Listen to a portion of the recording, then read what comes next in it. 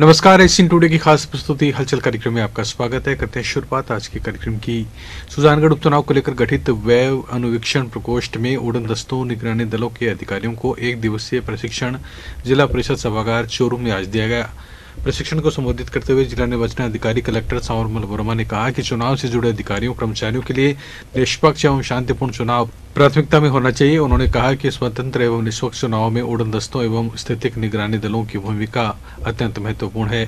प्रशिक्षण प्रकोष्ठ के प्रभारी अधिकारी एसीईओ डॉक्टर नरेंद्र चौधरी ने कहा कि उड़न दस्तों एवं स्थितिक निगरानी दलों को समस्त प्रकार की व्यवस्थाएं प्रशासन की ओर से उपलब्ध करवाई जाएगी। किसी भी समस्या के निराकरण के लिए पूरा प्रशासन उपलब्ध रहेगा। वहीं राज्य स्तरीय मास्टर ट्रेनर डॉक्टर जेबी खान, डॉक्टर बीएल मेहरा, मोहम्मद जावेद खान, सुमित शर्मा ने पावर पॉइंट प्रेजेंटेशन के जरिए एक एक बिंदु पर विस्तार से जानकारी दी। की गलतियां वो निकालते हैं, वो कहते हैं, वो ट्रेनिंग देते हैं कि आपको देखो ये करना है।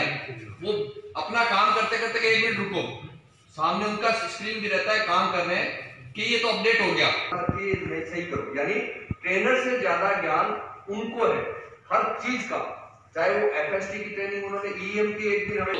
विधानसभा उपचुनाव सुजानगढ़ में जो होने जा रहा है उसके लिए विभिन्न जो हमारे दल हैं एफएसटी, एसएसटी, वीवीटी और एटी, इन सभी की आज जो है प्रशिक्षण रखा गया है, जिसमें निर्वाचन आयोग के निर्देशानुसार सभी जो वांछित निर्देश हैं इनको प्रदान किए जा रहे हैं। साथ ही साथ इसमें किस तरह से हर कर्तव्यों का निर्वहन इनको किया जाना है वो आज हम दे रहे हैं। और आज पूरी तरह से प्रशिक्षण करके जैसे ही चुनाव की घोषणा होती है निर्बाध रूप से अपने दल कार्य शुरू कर रहे हैं। धन्यवाद। सुजानगढ़ उपचुनाव को लेकर भाजपा तैयारियों में जुट गई है। आज बेदासर के दुमकर में संगठनात्मक बैठक का आयोजन हुआ। सरपंच ज्ञानू देवी के निवास पर हुई बैठक में बीजेपी नेताओं ने संबोधित करते हुए कार्यकर्ताओं को उपचुनाव की तैयारियों में जुटने का आह्वान किया। किसान मोर्चा के प्रदेशाध्यक्ष हरिराम रणवा ने कांग्रेस पर निशाना साधते हुए कहा कि राहुल गांधी की किसान रैली विफल रही। वहीं कार्यक्रम में सांडवा मंडल के कोषाध्यक्ष रूपाराम भामू ने देहात कार्यकर्ताओं का गर्मजोशी से स्वागत किया। बैठक को संभाग प्रभारी माधोराम चौधरी, राष्ट्रीय परिषद सदस्य एवं सारस्वत, प्रदेश मंत्री विजेंद्र पूनिया, पूर्व विधायक हेमराम मेघवाल, प्रधान संतोष मेघवाल सहित अनेक वक्ताओं ने संबोधित किया। सुजानगढ़ उपचुनाव में कातर और सांडवा 2 मंडलों की संगठनात्मक बैठक रखी गई थी। इस संगठनात्मक बैठक में संगठन के पदाधिकारी और इस क्षेत्र में रहने वाले समस्त जनप्रतिनिधि, सरपंच, पंचायत समिति सदस्य, जिला परिषद सदस्य और पार्टी से इस श्रेणी के रहे हुए प्रत्याशियों के साथ उपचुनाव को लेकर विचार विमर्श किया गया। देने के लिए उनको आना चाहिए था। जब विधानसभा चुनाव हुआ तो वो 1 से लेकर 10 की गिनती करके कह के गए थे कि राजस्थान में कांग्रेस की सरकार बनेगी तो 10 दिन में किसानों का संपूर्ण कर्ज माफ कर देंगे। मैं पूछना चाहता हूं आप लोगों के माध्यम से कि किसानों के संपूर्ण कर्ज माफ करने की बात कहने वाला व्यक्ति आज देश भर में जिस प्रकार का राजनीतिक दल अपने राजनीतिक स्वार्थ के चलते, जमीन तलाशते के चलते जिस प्रकार का वातावरण किसानों को मोहरा बना करके बनाया जाने की प्रयास किया जा रहा है, ये निसंदेह है इस देश की जनता के साथ कांग्रेस के नेताओं द्वारा किया जाने वाला छलावा है। भारतीय जनता पार्टी जो हर बूथ से हर एक जो भारतीय जनता पार्टी का कार्यक्रम है उसको ये मजबूती के साथ में हर मीटिंग में बुलाते हैं। और निश्चित तौर से ये एक जीत का आगाज है, क्योंकि आप जानते हो कि यहाँ पर जिस पार्टी में बूथ के हर एक कार्यकर्ता को मौका मिलता है, निश्चित तौर से जीत का ये आगाज होगा। और मैं धन्यवाद देना चाहूँगी उन सभी कार्यकर्ताओं को जो एक आह्वान पे और इस पार्टी के कार्यक्रम में पधारे हैं। आज बेदासर के दोनों जो मंडल अध्यक्ष हैं अखाराम जी और नारायण जी कातर से और अपने सांडव से, उन दोनों के सहयोग से पार्टी के सभी पदाधिकारी का जो संगठनात्मक आज बेदासर में कार्यक्रम हुआ है उसमें सभी पदाधिकारी पहुँचे, सभी कार्यकर्ता हैं और सभी पन्ना प्रमुख से लेकर अपने जिले के जो प्रदेश से जो प्रभारी है वहाँ तक उपाध्यक्ष तक जो अतिथिगण पधारे हैं। और निश्चित तौर से ये संगठन की शानदार मीटिंग हुई है। कल हमारी जानगढ़ में गोपालपुरा में हुई थी और आज बेदासर में हुई है। और दुमकर में सर्वसाध रूपाराम जी बाबू के सानिध्य में इस कार्यक्रम का, इस मीटिंग का आयोजन रखा गया और शानदार सभी कार्यकर्ता सहयोग रहा। और निश्चित तौर से मैं कहना चाहूँगी इस तरह से जब सभी पार्टी में इस पार्टी में सभी कार्यकर्ता को जोड़ा जाएगा तो निश्चित तौर से जीत का आगाज होगा और पार्टी जीत कर अपने विजय को रतनगढ़ में रीको के रोड संख्या 6 स्थित फैक्ट्री में आज अल सुबह आग लग जाने से लाखों रुपए का सामान और मशीन जल गए। आगजनी की घटना में फैक्ट्री में खड़ी कार भी जल गई। सूचना पर नगरपालिका की दमकल मौके पर पहुंची और 1 घंटे की मशक्कत के बाद आग पर काबू पाया। गनीमत यह रही कि आग पर समय रहते काबू पा लिया गया, नहीं तो बड़ा हादसा हो सकता था।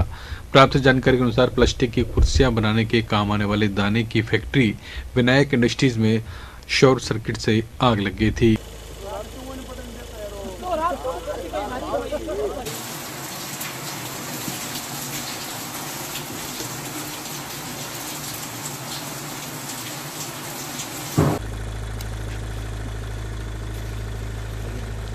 ट्रेनों से यात्रियों के मोबाइल चोरी करने वाले 2 युवकों को जीआरपी पुलिस ने सालासर एक्सप्रेस ट्रेन से गिरफ्तार किया है। दोनों आरोपियों को रविवार को रेलवे कोर्ट बीकानेर में मजिस्ट्रेट के समक्ष पेश किया जाएगा।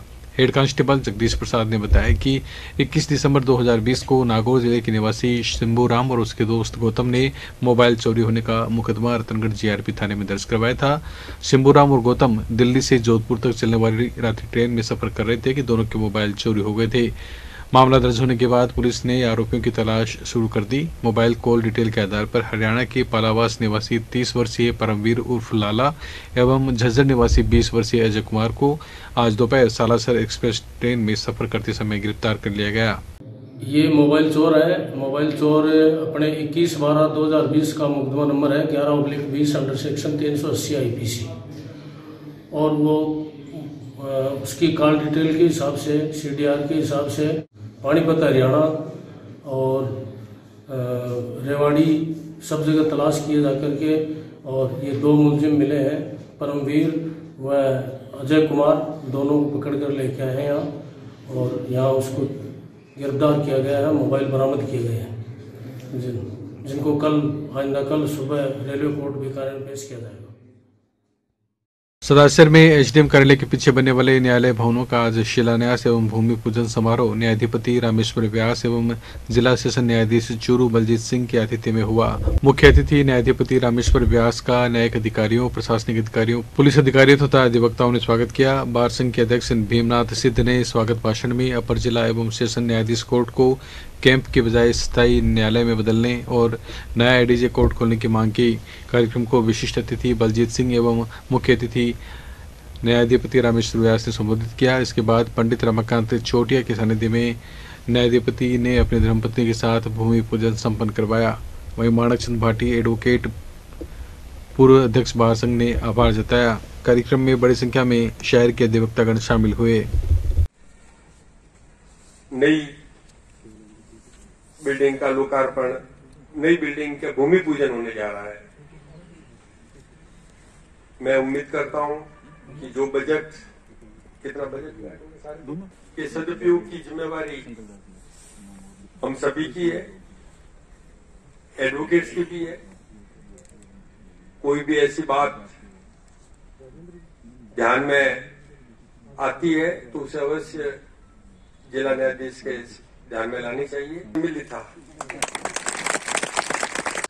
आज सरदार शहर के लिए शुभ अवसर है, जिस एडीजे कोर्ट की परिकल्पना हमने आज से 15 साल पहले की थी। उससे कोर्ट तो साप्ताहिक खुली लेकिन उसका भवन नहीं बना। आज भवन का शिलान्यास न्यायाधिपति रामेश्वर व्यास जी द्वारा हुआ है और इसी के साथ अभिभाषक संघ का ज्ञापन भी आया है जिसमें ये कोर्ट रेगुलर हो जाए तो ये आने वाले समय में सरदार शहर की न्याय व्यवस्था जो सस्ता, सुलभ और त्वरित न्याय की कल्पना है वो साकार होने जा रही है। इस बिल्डिंग के साथ एडीजे कोर्ट भी होगा, ACGM भी होगा और मुंसिफ भी होगा और साथ में अधिकारियों के भवन भी होंगे। इससे रास्ता भी सुगम हो जाएगा। तो सरदार शहर में जो शहर के अंदर कंजेस्टेड एरिया में जो बिल्डिंग थी जिससे लोगों में पहुंचने में असुविधा थी, साधन जा नहीं पा रहे थे, वो सारी सुविधाएं आज जो है समाधान होने जा रहा है। ये हमारे लिए खुशी का अवसर है। सरदार शहर के जो अंदर का जो कोर्ट टर्म्स था कितना हाई कंजेस्टेड था, वहाँ एक्सीडेंट्स वगैरह होते रहते थे और काफ़ी मतलब असुरक्षा महसूस करते थे। आज यहाँ पूरे जो नए बिल्डिंग्स का जो उद्घाटन हुआ है, इससे क्या है कि ACGM है, मुंसिफ है, ADJ है, हमारे लॉयर्स भी चैम्बर बन जाएंगे, इसलिए बहुत हम उत्साहित हैं। बिल्कुल ये है कि जैसे सारा सब कुछ है उसमें, जैसे व्हीकल्स वगैरह उससे भी कंजेस्टेड रहता था, मार्केट भी बहुत ज्यादा कंजेस्टेड था। और फिर ऑलरेडी यहाँ पहले से जो जनरल पब्लिक का जो काम पड़ता है, जैसे बिजली बोर्ड भी यही है, फिर पंचायत समिति भी यही है, एसडीओ कोर्ट है, ट्रेजरी तहसील ये भी यहीं आ रहे हैं, तो सारा कैंप्स है वो एक जगह होने से लोगों की बहुत ज्यादा सुविधाएं बढ़ जाएगी। न्यायाधिपति रामेश्वर व्यास का चूरू जिला अभिभाषक संघ के अध्यक्ष पवन शर्मा की अगुवाई में अभिनंदन भी किया गया। जिला अभिभाषक संघ चूरू के प्रवक्ता सदाम हुसैन ने बताया कि इस मौके पर चूरू जिला मुख्यालय पर एनआई एक्ट कोर्ट और एमए सिटी कोर्ट स्थापित करने, नए न्यायालय भवन का बजट आवंटित कर निर्माण कार्य करवाने तथा खाली पड़ी पोक्सो और SC/ST सहित अन्य अदालतों में पदस्थापन करने की मांग उठाई। रतनगढ़ से सुजानगढ़ जा रही अपनी योजना की पाइपलाइन का संगम चौराहे के पास लगा एयर वॉल आज खराब होने के कारण करीब आधे घंटे तक मीठा पानी व्यर्थ बहता रहा। पूर्व पार्षद रामवीर सिंह रायका ने बताया कि प्रेशर के साथ एयर वॉल से मीठा पानी बह गया। मेगा हाईवे पर आवागमन करने वाले लोगों एवं वाहन चालकों को भी इस दौरान परेशानी उठानी पड़ी। राम शरणम आश्रम एवं संगम चौराहे के बीच अक्सर एयर वॉल खराब हो जाने की समस्या सामने आती है तथा मीठा पानी व्यर्थ बहता रहता है। पूर्व पार्षद ने जलदाय विभाग के एक्सेन अमर सिंह मीणा को उक्त सूचना दी, जिस पर कार्मिक मौके पर पहुंचे और आधे घंटे बाद समस्या का समाधान हुआ। सदाशर के नवनिर्वाचित पालिका अध्यक्ष एवं उपाध्यक्ष ने आज पदभार ग्रहण कर लिया। समारोह को संबोधित करते हुए विधायक पंडित मोहनलाल शर्मा ने कहा कि शहर में विकास कार्यों में किसी प्रकार की कोताही बर्दाश्त नहीं की जाएगी। उन्होंने कहा कि हमारे द्वारा चुनाव के दौरान जारी घोषणा पत्र के अनुसार सभी विकास कार्य निर्धारित समय में बिना किसी भेदभाव के करवाए जाएंगे। नवनिर्वाचित पालिका अध्यक्ष राजकरण चौधरी ने निर्वाचन पर सभी का आभार जताते हुए कहा कि कस्बे की सभी प्रमुख समस्याओं का प्राथमिकता के साथ समाधान करवाया जाएगा। समारोह में पूर्व नगरपालिका अध्यक्ष मोहनलाल चौधरी, सुषमा पीछा, व्यापार मंडल संरक्षक प्रभाकर जोशी, व्यापार एवं उद्योग संघ के अध्यक्ष शिवरतन सराफ, समाजसेवी गिरधारी लाल जोशी, ईओ शिवराज कृष्ण सहित वार्डों के पार्षद भी मौजूद थे। मैंने 12:11 पे अपना पदभार ग्रहण किया है और जनता ने हमारी पार्टी पे जो इतना अंधा विश्वास करके हमें जो मत दिए हैं, उन पे हमारी टीम पूरा खरा उतरने की कोशिश करेगी। योजना की जहाँ तक बात है, घोषणा पत्र आपके पास उपलब्ध है और सोमवार को हम मीडिया से पुनः रूबरू होंगे कार्यालय में, हॉल में, और उस वक्त हम आपको एक 100 दिवसीय कार्य योजना उपलब्ध कराएंगे। आगामी 3 महीनों में हम क्या क्या करने जा रहे हैं और जो घोषणा पत्र की मुख्य समस्याएं घोषणा पत्र में से छांट के और उसकी एक कार्य योजना तैयार हो रही है, उसको हम सोमवार को आपके सामने पेश करेंगे, जनता के सामने पेश करेंगे। और हमारी टीम इतनी सशक्त आई है, टीम अनिल शर्मा, जो जैसे मेरे भाई हंसराज है, वो हमेशा विकास में विश्वास रखते हैं, चाहे वो स्टेडियम का मामला हो, चाहे शहर के कोई काम हो। तो इस टीम के भरोसे मैं आपको विश्वास दिलाता हूँ, हमारे नेताजी के आशीर्वाद से मैं आपको विश्वास दिलाता हूँ कि निश्चित रूप से जनता की कसौटी पे हमारी टीम खरा उतरे। मैं आपको ये आश्वस्त करना चाहता हूँ कि राजकरण जी चौधरी हम में से प्रथम है, ये बात सही है। 31 पार्षदों का एक बैक पावर केवल मैं उपाध्यक्ष होने के नाते नहीं, मेरे युवा साथी जिन्होंने चुनाव में भी जो कांग्रेस को जो बहुमत आया है, हमने सबने टीम अनिल शर्मा के रूप में कार्य किया, जिसमें हंसराज, राजेश, हमारे वरिष्ठ नूर मोहम्मद जी, बशीर जी, आसिफ, शोएब बिसाइती, हम सब लोगों ने एक टीम भावना से जो काम किया था, उसका परिणाम ये आया कि हम बहुमत में आए। चूरू के अग्रसेन नगर से भारी वाहनों के आवागमन को बंद करने की मांग को लेकर आज तीसरे दिन भी अग्रसेन नगर के लोगों का धरना प्रदर्शन जारी रहा। धरना प्रदर्शन के दौरान सावरमल बाजार, डॉक्टर रविकांत शर्मा, बनवारी लाल शर्मा, आकाश ओझा, ललित टिमटिमिया, आनंद जोशी, सत्येंद्र जोशी, मोहनलाल शर्मा सहित अन्य लोग उपस्थित रहे। भारत माता की जय, भारत माता की जय, वंदे मातरम, वंदे मातरम, हमारी मांगें पूरी करो, हमारी मांगें पूरी करो। पिछले 2 दिन तीसरे दिन से और हम लोगों ने जयपुर ओवरब्रिज जो बंद पड़ा है भारी वाहनों के लिए, केवल छोटे वाहनों के लिए खुला है और भारी वाहन हमारे अग्रसेन नगर से होकर के गुजरते हैं, उन वाहनों को बंद करने के लिए और जयपुर ओवरब्रिज को वापस मरम्मत करके चालू करने के लिए। और हम शांतिपूर्ण तरीके से अग्रसेन नगर के अग्रसेन सर्किल पे धरने पर विराजमान हैं और प्रशासन से हम ये मांग कर रहे हैं कि आप हमारी इस समस्या को देखें और इस समस्या का निराकरण जल्द से जल्द करें। चुनाव की बात है। अभी ये 30 दिन आज अग्रसेन के अंदर ये धरना जारी है। धरना इसलिए लगाया जा रहा है कि जो हमारा पुलिया है, जयपुर पुलिया है, आरोबी है, उसके ऊपर बड़े वाहनों को जाने के लिए रोक दिया गया है। कई दिन हो गए और छोटे वाहन इसी जाते हैं। ये वाहन अग्रसेन के एरिया में से, इनकी सड़कों से, मोहल्लों से, रास्तों से जब से गुजरता है।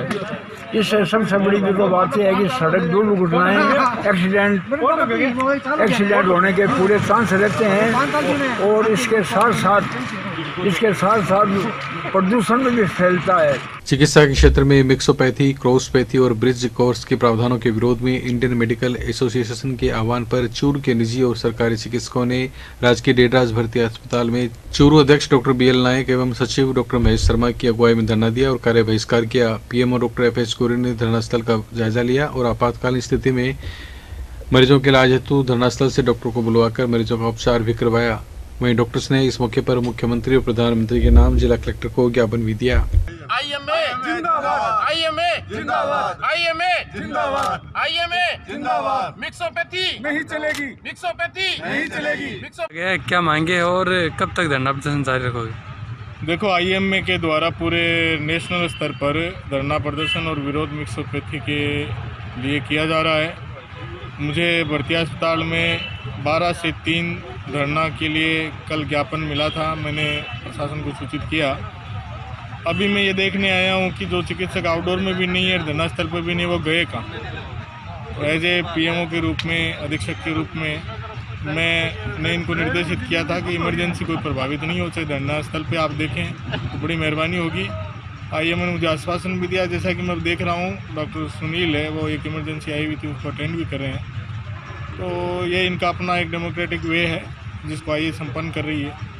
मेरा ये देखना था कि हॉस्पिटल में लोगों को दिक्कत ना हो, इसलिए मैं आउटडोर में निरीक्षण अभी एडिशनल MS के साथ और अन्य के साथ कर रहा हूँ और अन्य जो मरीज़ भी देख रहे हैं मैं स्वयं भी देख रहा हूँ। जो इन्होंने उच्च स्तरीय और गुणवत्तापूर्वक जो टेक्निक विकसित की हुई है, उन टेक्निक को छोड़ के और एक जो पुरानी पद्धति जो एक उस टाइम मजबूरीवश जो मतलब क्या काम में ली जाती थी, उसको बढ़ावा देना एक तरह से जनमानस के साथ खिलवाड़ है। हम ये आग्रह करते हैं माननीय भारत सरकार से, CCIM से, आयुष मंत्रालय से कि ये जो इस तरह के अनावश्यक रूप के जो आदेश पारित करके और एक चिकित्सक समुदाय के अंदर, क्योंकि आयुर्वेद को भी मैं एक चिकित्सा का हिस्सा मानता हूँ, ये भ्रम पैदा करना कि आप सर्जरी कर सकते हो, जिनको इस टेक्निक का, प्री ऑपरेटिव का, पोस्ट ऑपरेटिव का और ड्यूरिंग सर्जरी का जो अनुभव है वो है ही नहीं, और इस पैथी के अंदर जितना विकास होना चाहिए था वो हो नहीं पाया। चूरू पंचायत समिति सदस्य एडवोकेट सुनील मेघवाल ने आज राजकीय और उच्च प्राथमिक विद्यालय मेघवाल मोहल्ला झारिया का निरीक्षण कर बच्चों को मास्क पहनाए। मेघवाल ने बताया कि निरीक्षण के दौरान विद्यालय की समुचित व्यवस्था मिली, वहीं कोरोना गाइडलाइन के अनुसार ही बच्चों को सोशल डिस्टेंसिंग में बिठाया गया। प्रधानाध्यापक प्रताप सिंह राठौड़ ने मेघवाल का आभार जताया। तारनगर के वर्षा कंदोई धर्मशाला में श्री राम जन्मभूमि मंदिर निर्माण निधि समर्पण अभियान के तहत बैठक हुई। बैठक में सहदेव सिंह कंदोई, गजानंद दीपचंद बलौदा, भाजपा नगर अध्यक्ष हरि इंदौरिया ने अभियान के विषय पर प्रकाश डाला और आगामी 2 दिवस में अभियान को पूर्ण करने का आग्रह किया। इस अवसर पर सुमित सिंह मेलाना ने 11,000, सेठी पेंटर ने 2100 रुपये, शिव कुमार सांकुले ने 2100, मनीष शास्त्री ने 1100, कृष्ण कुमार सारण ने 2100, मोहम्मद तैयब ने 2100, राजेश स्वामी ने 2100, अमित योगी ने 5100 रुपये, विक्रम चौहान ने 2100 तथा दीपचंद बलौदा ने 21,000 रुपये मंदिर निर्माण के लिए समर्पण राशि प्रदान की। रतनगढ़ तहसील में नुआ रोड पर स्थित श्री आशीर्वाद बालाजी मंदिर के 2 दिवसीय वार्षिकोत्सव हवन यज्ञ के साथ संपन्न हुए। रात्रि में गायक सुरेंद्र जोशी के सानिध्य में संगीतमय सुंदरकांड पाठ हुआ। सुंदरकांड के बाद आयोजित भजन संध्या में बड़ी संख्या में श्रद्धालुओं ने अपनी उपस्थिति दर्ज करवाई। इस अवसर पर बाबा का 56 भोग की झांकी भी सजाएगी। आज सुबह पंडित लक्ष्मी नारायण चौटिया के सानिध्य में आयोजित हवन में सहपत्नीक पूर्व मंत्री राजकुमार रेणुवा, उनके छोटे भाई देवकी नंदन, विकास, सौरभ, मनीष और निशांत रेणुवा सहित कई श्रद्धालुओं ने आहुतियां दी। महाआरती के बाद सवामणि प्रसाद का आयोजन भी किया गया।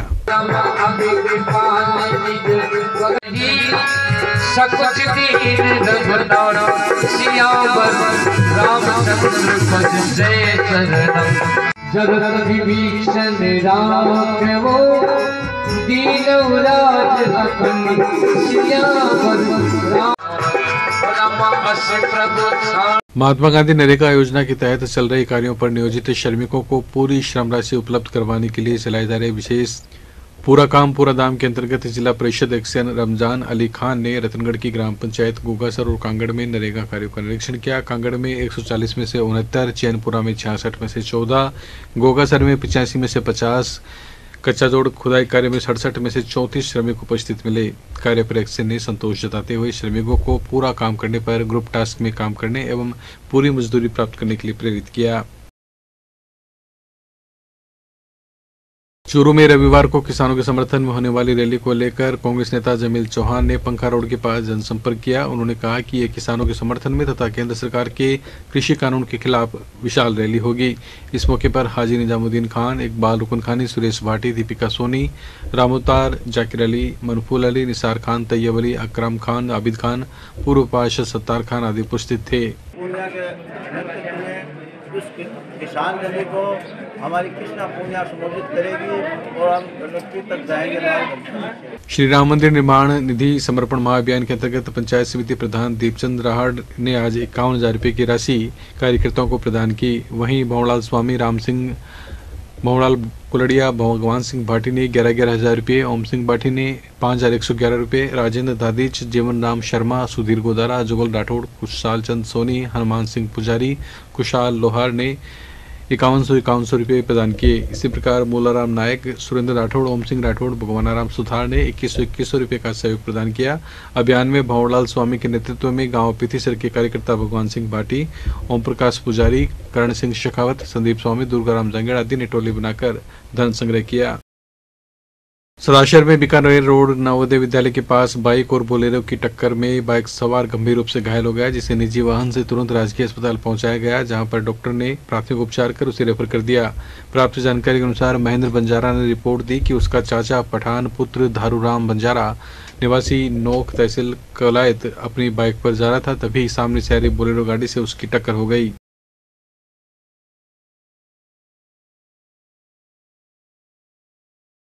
सूचना मिली कि एक एक्सीडेंट हुआ है, एक बोलेरो और एक मोटरसाइकिल।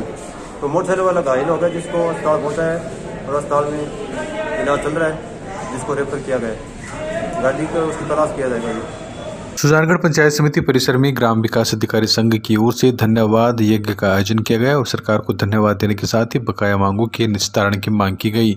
गायत्री मंत्र के साथ ग्राम विकास अधिकारियों ने सत्याग्रह यज्ञ में आहुतियां दी। इस अवसर पर ग्राम विकास अधिकारी संघ के जिला मंत्री जीवनराम नेहरा, स्थानीय अध्यक्ष नेमी चांद मेघवाल, मंत्री जुगल किशोर कालेर सहित अन्य ग्राम विकास अधिकारियों ने यज्ञ में आहुतियां दी। वहीं जीवनराम नेहरा ने बताया कि सरकार ने हमारी 3 मांगें मान ली हैं, जिसके लिए हम धन्यवाद ज्ञापित कर रहे हैं और बकाया मांगों को लेकर आंदोलन जारी रहेगा।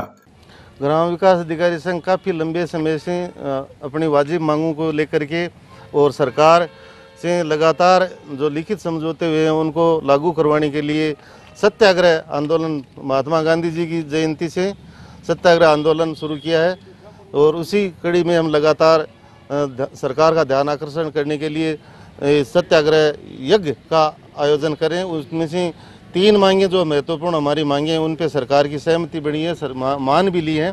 ग्राम विकास अधिकारी, ग्राम सेवक का नाम ग्राम विकास अधिकारी काफ़ी पहले घोषणा हो चुकी है, लेकिन नियमों में प्रतिस्थापित नहीं हुआ था, जिनको एक्ट में 9 तारीख की जो कैबिनेट की मीटिंग थी उसमें एक्ट में संशोधन करके और नियमों में प्रतिस्थापित कर दिया गया है। राजादेसर के रामधोरा स्थित श्री सिद्धि विनायक गणेश मंदिर के 7 दिवसीय चौथे वार्षिकोत्सव के अंतर्गत आज से धार्मिक आयोजनों की शुरुआत हुई। श्री सिद्धि विनायक चैरिटेबल ट्रस्ट की ओर से आयोजित संगीतमय भागवत कथा के आरंभ में मेहंदीपुर बालाजी मंदिर से गाजा बाजे के साथ महापुराण की शोभा यात्रा निकाली गई। यजमान मालचंद राजपुरोहित ने सपत्नीक महापुराण को सिर पर उठाया। इस अवसर पर बड़ी संख्या में महिलाएं कलश धारण करते हुए भजन कीर्तन करते हुए चल रही थी। यात्रा कस्बे के मुख्य मार्गों से होते हुए कथास्थल पहुंची, जहां कथावाचक दंडी स्वामी रामानंद तीर्थ ने कथा के महत्व पर प्रकाश डालते हुए कहा कि श्रीमद् भागवत ज्ञान भक्ति वैराग्य का सामंजस्य है। इससे पहले यजमान मालचंद राजपुरोहित, भगीरथ पारिक, चांदमल मारू, विनोद चोटिया, संपतमल पारिक, रघुनंदन, भजनलाल पारिक आदि ने महापुराण की पूजा की। नवकुंडीय गणेश अंबिका शतचंडी महायज्ञ का शुभारंभ अरण्य मंथन से किया गया। वहीं श्री डूंगरगढ़ के यज्ञाचार्य पंडित गोविंद बोहरा ने पूजा संपन्न करवाई।